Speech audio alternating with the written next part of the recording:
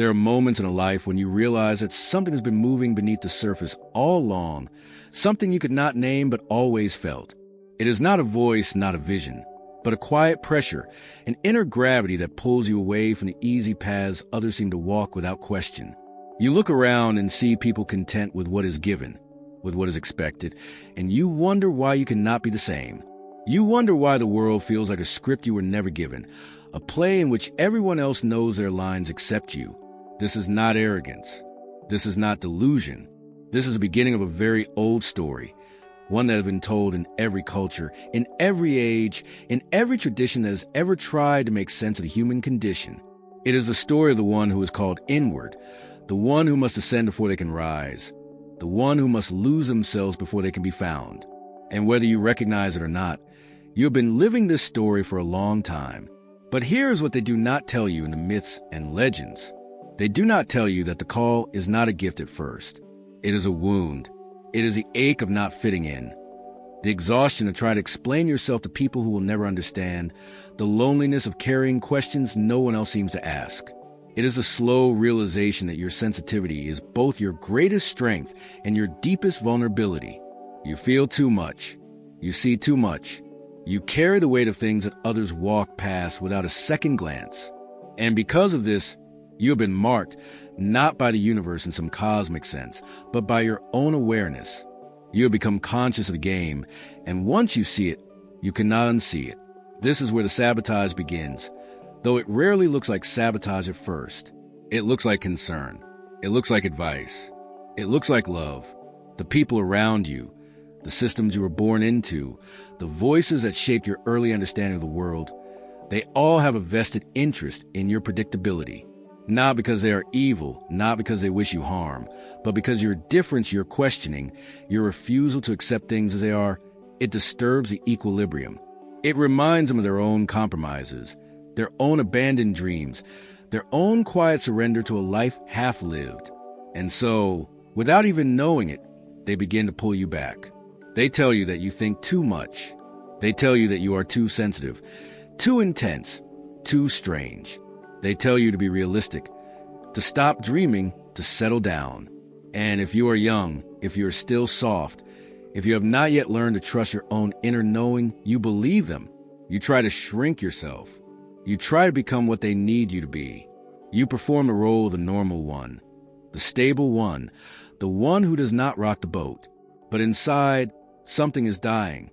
If you are here now, listening to this, then perhaps you are someone who has felt this tension, this inner war between who you are told to be and who you actually are. And if that resonates, then perhaps you are walking a path that is less about fate and more about awareness, less about being chosen and more about choosing yourself. If these words feel true to you, then stay with us. There is much more to understand, and you are not alone in this. This is the first layer of the sabotage. The social layer, the external voices that try to reshape you into something manageable. But there's a second layer, far more insidious, far more difficult to escape. It is the voice inside your own mind, the internalized critic, the shadow that knows all your weaknesses and uses them against you. This is the sabotage that happens in the dark, in the moments when you are alone with your thoughts, when the world is quiet and there is nowhere left to hide. It tells you that you are not enough. It tells you that you are broken, damaged, unworthy. It tells you that your sensitivity is weakness, that your questioning is arrogance, that your refusal to conform is selfishness. It takes every moment of doubt, every failure, every misstep, and weaves them into a story of inadequacy. And the cruel irony is that this voice often sounds like wisdom. It sounds like realism. It sounds like the truth, but it is not the truth. It is the echo of every wound you have ever received, every rejection, every humiliation, every moment you were made to feel that you were too much or not enough. It is a psychological residue of a world that does not know what to do with people who cannot be easily categorized, easily controlled, easily predicted, and so it turns inward and it becomes your jailer. This is a trial by fire that the old myths speak of, though they dress it in the language of dragons and demons and dark forests. The real trial is here, in the mind, in the heart, in the quiet moments when you must choose between the voice that diminishes you and the voice that calls you deeper. And make no mistake, This is a choice that must be made again and again, not once, but 1,000 times, in 1,000 different ways, across the span of a life. The sabotage plan, if we are to call it that, is not a conspiracy. It is not a plot hatched by external enemies. It is a natural immune response of a world that fears change, that fears depth, that fears the unknown. And you, by virtue of your awareness, by virtue of your refusal to accept the surface of things, you represent that unknown. You are the question mark in a world that prefers periods. You are the mystery in a world that demands certainty. And so the world, through its institutions, its relationships, its norms and expectations, tries to domesticate you. It tries to take the wild, untamed, questioning part of you and make it safe, make it small, make it silent. And if you let it, it will succeed. You will wake up one day, years from now, and realize that you have lived someone else's life, that you have betrayed the very thing that made you who you are. This is the real danger. This is the real enemy. Not some external force, but your own willingness to abandon yourself for the sake of acceptance, for the sake of comfort, for the sake of not having to stand alone. But here's what the sabotage plan did not account for. It did not account the fact that some part of you, no matter how buried, no matter how beaten down, refuses to die. There's a seed of knowing, a core of selfhood that cannot be extinguished. It is a part of you that has kept you awake at night, that has made you question everything, that has refused to settle even when settling would have been so much easier. It is the part of you that recognizes truth when you hear it, that feels resonance when you encounter it, that knows, beyond logic, beyond proof, beyond evidence, that there is something more. This is not mystical in the supernatural sense. This is the mysticism of being fully human, of being awake in a world that prefers sleep. And this part of you, this indestructible core, has been guiding you all along, even when you did not know it, even when you thought you were lost. The path of the so-called chosen one is not a path of glory. It is a path of initiation, of descent, of confrontation with everything you would rather avoid. It is a hero's journey, yes, but not in the Hollywood sense. It is a journey into the self, into the shadow, into the parts of you that you had disowned, rejected, hidden away. It is a journey of integration, of becoming whole, not by adding something new, but by reclaiming what was always yours. And this journey, by its very nature, isolates you. You cannot do this work in a crowd. You cannot do this work while performing for others. You must go alone into the depths, and you must face what is there, and you must do it without knowing if you will come back. This is the initiatory death that every true transformation requires. The old self must die, so that the new self can be born. And this is terrifying. This is why most people never take the journey. This is why the world is full of people who are alive but not living, who are breathing but not awake. And yet, if you are still here, still listening, still feeling the pull of something deeper, then perhaps you are one of the ones who cannot turn back. Perhaps you have already gone too far, seen too much, felt too deeply to ever return to the comfortable illusions that once sustained you. And if that is the case, then know this. The sabotage will continue. It will adapt. It will find new forms, new voices, new ways to pull you back. It will come through people you love, through opportunities that seem too good to pass up, through fears that feel entirely justified. It will whisper that you are wasting your time, that you are missing out, that you are making a mistake. It will tell you that this path leads nowhere, that you are chasing shadows, that you should give up and accept things as they are. And in those moments, you will have to choose. You will have to decide whether you trust the noise of the world or the quiet knowing within. As we move deeper into this understanding, as we peel back the layers of what it means to walk this path, it may be helpful to remember that this is not a solitary journey in the sense of being abandoned. There are others who have walked this way, others who are walking it now, others who will walk in the future. And though you may not see them, though you may feel utterly alone, there is a kind of invisible kinship, a thread that connects those who choose awareness over comfort, truth over certainty, growth over stasis. If this channel has become a place where you find that kinship, where you feel seen and understood, then perhaps you might choose to stay, to return, to walk this path alongside others who are asking the same questions. It is a quiet invitation, nothing more. Now, let us turn to the nature of the sabotage itself. to the mechanisms by which it operates. One of the most effective tools in the arsenal of sabotage is distraction. The modern world is a cacophony of noise, of stimulation, of endless demands on your attention. You are told that you need to be informed, connected, productive, entertained, and you are given 1,000 tools to ensure that you never have a moment of true silence, true stillness, true solitude. And this is not accidental. This is not merely the byproduct of technological progress. This is a form of control, a way of ensuring that you never have the space to think deeply, to feel deeply, to question deeply. Because if you did, if you truly sat with yourself, with your thoughts, with your feelings, you might realize that much of what you've been taught is a lie. You might realize that the life you're living is not the life you actually want. You might realize that you have been chasing goals that were never yours, serving values that do not resonate, playing a game that you never agreed to play. And that realization, that awakening, is dangerous to the status quo. It is dangerous to the systems that rely on your compliance, your consumption, your predictability. So the sabotage keeps you busy. It keeps you scrolling, clicking, watching, listening, always consuming, never creating, never reflecting, never simply being. It fills your mind with information and your calendar with obligations and your heart with anxieties about things that do not truly matter. And it does this so thoroughly, so completely, that you begin to believe that this is just how life is, that this is normal, that everyone feels this way. But it is not normal. It is not natural. It is a construction, a carefully maintained illusion, and the moment you step outside of it, even for a moment, you begin to see how fragile it actually is. This is why solitude is so important, why silence is so threatening, why the world works so hard to ensure that you never experience either. Because in the quiet, in the stillness, the truth begins to emerge. And the truth is that you are not who they told you to be. You are not what they tried to make you. You are something else entirely, something vast and strange and beautiful and terrifying, and you have only just begun to discover what that is. Another mechanism of sabotage is the weaponization of your own gifts. The very things that make you different, that give you insight, that allow you to see what others miss, these are the things that will be turned against you. Your sensitivity will be called weakness. Your intuition will be called irrationality. Your questioning will be called negativity. Your refusal to participate in things that feel wrong will be called judgmental, arrogant, difficult.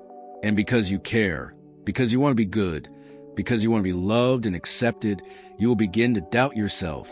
You will begin to wonder if maybe they are right, if maybe you're the problem, if maybe you should just try harder to fit in. And this doubt, this self-betrayal, this is the most effective sabotage of all, because it comes from within. It is you turning against yourself, you abandoning the very thing that could set you free. But here is the thing they do not understand, the thing the saboteurs cannot comprehend. Your sensitivity is not a flaw. It is a faculty of perception. It allows you to read the emotional undercurrents of a room, to sense what is not being said, to feel the truth beneath the performance. Your intuition is not irrational. It is a form of intelligence that operates below the level of conscious thought, drawing on patterns and connections that the rational mind has not yet processed. Your questioning is not negativity. It is a refusal to accept easy answers, the insistence on depth, the demand for authenticity. And your refusal to participate in what feels wrong is not arrogance. It is integrity. It is the alignment of your actions with your values, even when it costs you, even when it isolates you, even when it makes you the outsider. These are not weaknesses. These are strengths. But they are strengths that a conformist world does not know how to value, does not know how to reward, and so it tries to convince you that they are liabilities. Do not believe it. The sabotage also operates through comparison. You are constantly shown images of people who seem to have it all figured out, who seem to be thriving, who seem to fit perfectly into the world that you struggle to navigate. And you are told, implicitly and explicitly, that if you were just better, smarter, more disciplined, more talented, you could be like them. You could have what they have. You could feel how they feel. But this is a lie. First, because most of those images are carefully curated performances, not reality. And second, because you are not them. You are not supposed to be them. Your path is not their path. Your gifts are not their gifts.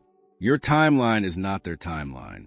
And the constant comparison, the constant measuring of yourself against others, it robs you the ability to appreciate your own journey, to honor your own pace, to recognize your own progress. It keeps you focused outward on what you lack, rather than inward on what you are becoming. And this outward focus, this perpetual sense of inadequacy, it is another form of control. It keeps you striving, chasing, grasping, never satisfied, never enough, always looking for the next thing that will finally make you feel whole. But wholeness does not come from the outside. It never has.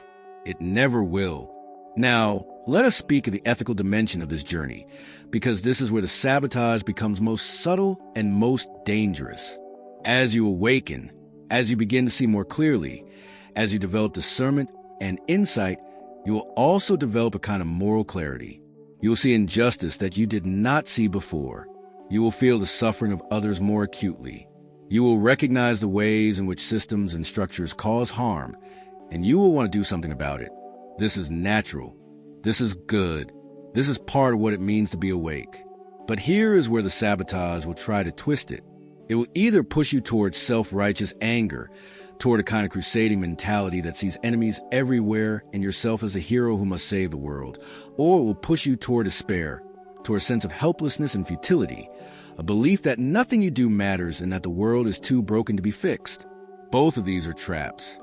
Both of these are ways of distracting you from the real work, which is neither to rage against the world nor to give up on it, but to engage with it from a place of grounded compassion, clear-eyed awareness, and humble action. The ethical path is not about being perfect. It is not about having all the answers. It is not about being on the right side of every issue.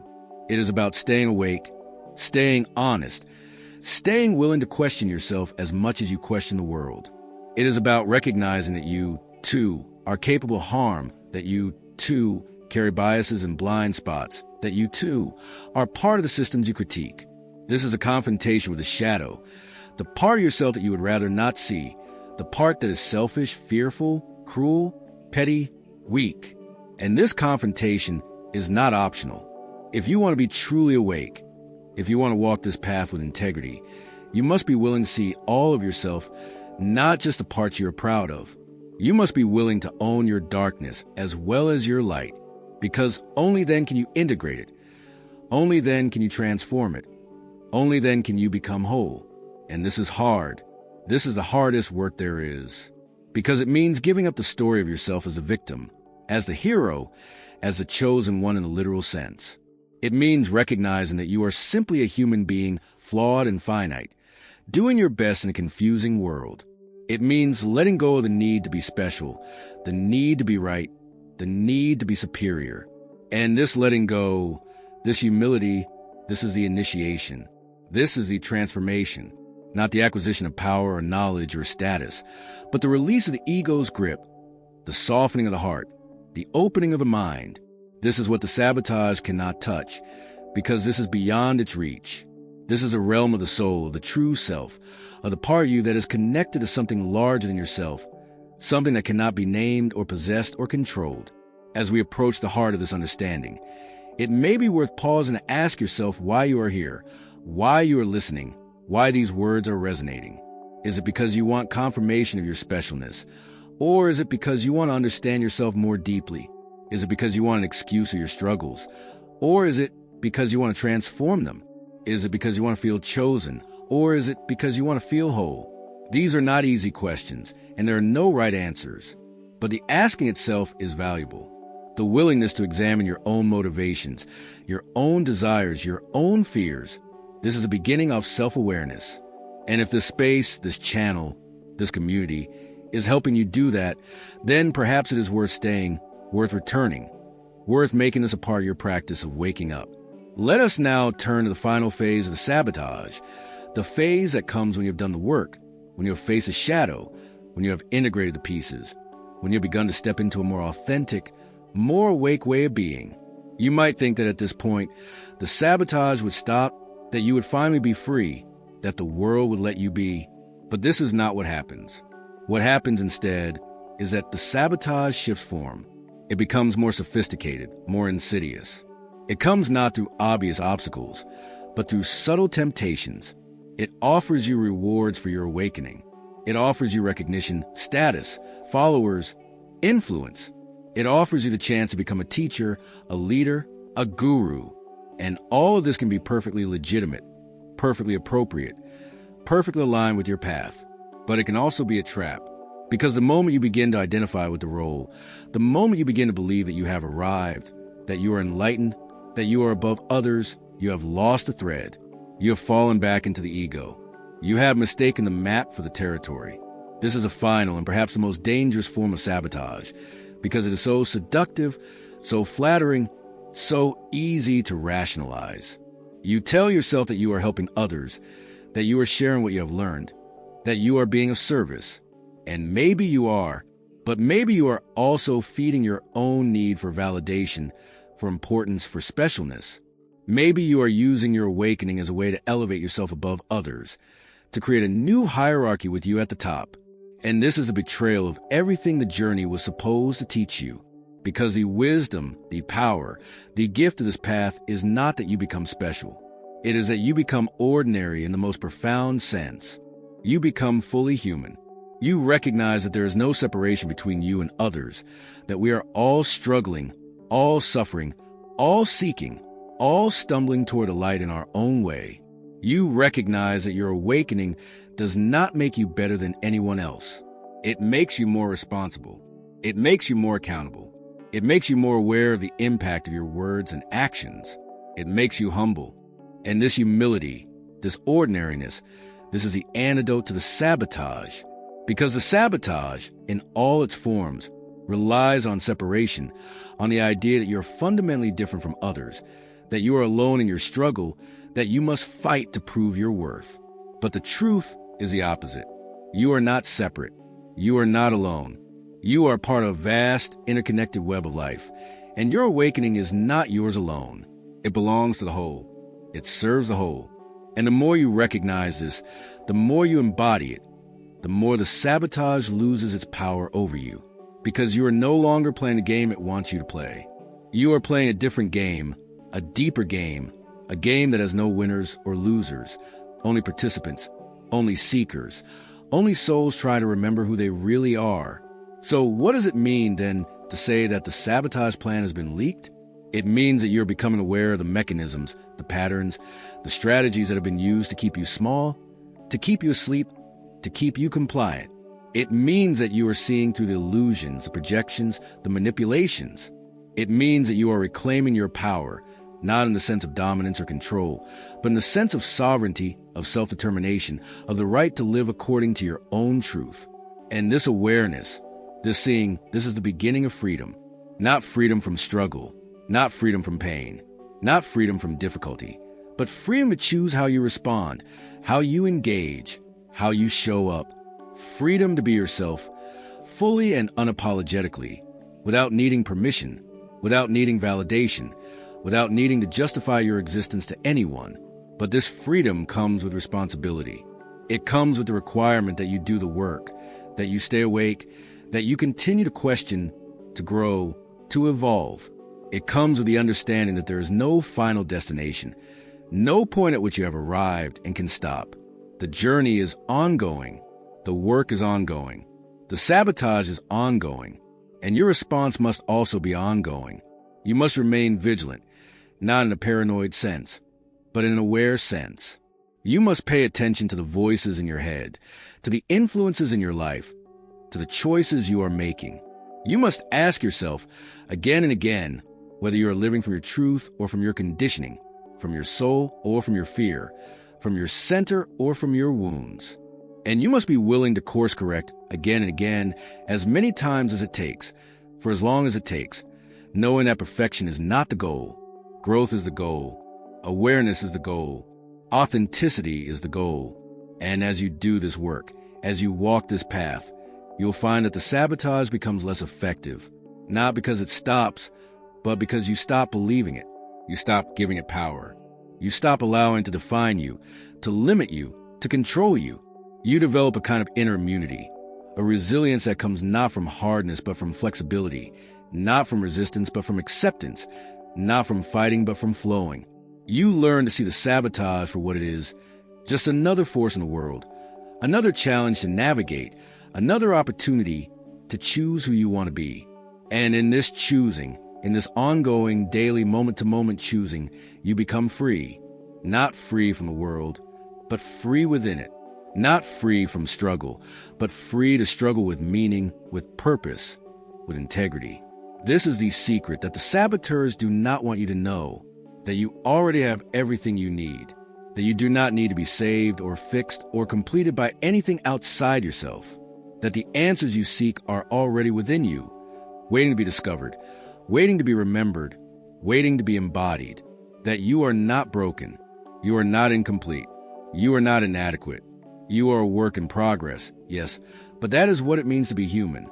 You are a process, not a product. You are becoming, not being, and this becoming, this unfolding, this journey from unconsciousness to consciousness, from fragmentation to wholeness, from fear to love. This is the most beautiful, most sacred, most meaningful thing you will ever do. Not because you are special, but because you are alive. Not because you are chosen, but because you are choosing. Choosing to wake up, choosing to grow, choosing to belie fully, courageously yourself. And if that is the path you are on, if that is the journey you are taking, then know that you are not alone. Know that there are others, many others, who are walking this way, who are asking these questions, who are doing this work. Know that the sabotage is real, but so is your power to resist it, to transform it, to transcend it. Know that the challenges you face are not punishments, but initiations. Know that the pain you feel is not proof of failure, but evidence of growth. Know that the loneliness you experience is not abandonment, but preparation for a deeper connection, a truer belonging, a more authentic way of being in the world. And know that this journey, as hard as it is, as lonely as it feels, as uncertain as it appears, is worth it. It is worth every moment of struggle, every tear, every doubt, every fear. Because on the other side of it, there is something that no sabotage can touch, no force can diminish, no power can take away. There is you, the real you, the true you, the you that has always been there, beneath the conditioning, beneath the wounds, beneath the masks. And that you is enough, that you is whole, that you is exactly what the world needs. Not because you're better than anyone else, but because you are you, and there is no one else who can be that. As we come to the end of this exploration, as we prepare to return to the world beyond these words, let us remember that this is not a conclusion, but a continuation. The insights shared here are not meant to be believed, but to be tested, to be lived, to be embodied. They are not meant to replace your own experience, but to support it, to illuminate it, to deepen it. And they are not meant to make you feel special or chosen in any literal sense, but to help you recognize the universal potential within you, the capacity for awareness, for growth, for transformation that is a birthright of every human being. If this space has been valuable to you, if these reflections have resonated, if you sense that this journey is one you want to continue, then perhaps this is a place you might return to, a thread you might follow, a community you might join, not because you need it, but because the path is richer when walked together. The sabotage plan, as we have called it, is ultimately nothing more than the resistance that arises whenever consciousness tries to expand, whenever awareness tries to deepen, whenever truth tries to emerge. It is the friction of growth, the birth pangs of transformation, the labor of becoming. And while it is real, while it is powerful, while it can cause suffering and setbacks, it is not insurmountable. It is not all-powerful. It is not the final word. Because within you, there is something stronger, something deeper, something that cannot be sabotaged or destroyed or diminished. Call it the soul, the true self, the inner light, the divine spark, or simply the part of you that knows, that sees, that refuses to be extinguished. Call it whatever feels true to you, but trust it, listen to it, follow it, even when it leads you into the dark, even when it asks you to let go of everything you thought you knew, even when it strips away every comfort, every certainty, every crutch, because that is where the journey begins. That is where the you is waiting. That is where the sabotage ends and the freedom begins. You are not chosen in the sense of being better, more deserving, or more special than anyone else. But you are choosing, in every moment, whether to sleep or to wake, whether to hide or to show up, whether to live from fear or from love. And that choice, that ongoing, daily, moment-to-moment choice, that is what makes you who you are, not destiny, not fate, not some cosmic plan. Just you deciding over and over again to be brave enough to be honest enough to face yourself, to be humble enough to keep learning, to be resilient enough to keep going. That is the meaning of this journey. That is the power you possess. Not the power to control the world, but the power to shape yourself, to choose your response, to live with integrity even when it costs you everything. And that is enough. That is more than enough. That is everything. So go now, back into your life, back into the world, carrying this awareness with you. Go knowing that the sabotage will continue, but that you are now equipped to see it, to name it, to navigate it. Go knowing that the path is long and difficult, but that you are not alone and that you are strong enough, wise enough, resilient enough to walk it. Go knowing that you are not special in the way the ego wants you to be, but that you are precious in a way that all life is precious, all consciousness is sacred, all beings are worthy of love and respect and dignity. Go knowing that your awakening is not about you alone, but about the whole, about the world, about the future that we are all creating together, one choice at a time, one breath at a time, one moment at a time. Go in peace. Go in awareness. Go in love. And may you always remember who you really are beneath the noise, beneath the sabotage, beneath the fear. May you always remember the truth of your being, the light of your awareness, the power of your presence. May you walk this path with courage and grace and humility. And may you find, at the end of all your seeking, that what you were looking for was here all along, waiting patiently within you, for you to finally come home.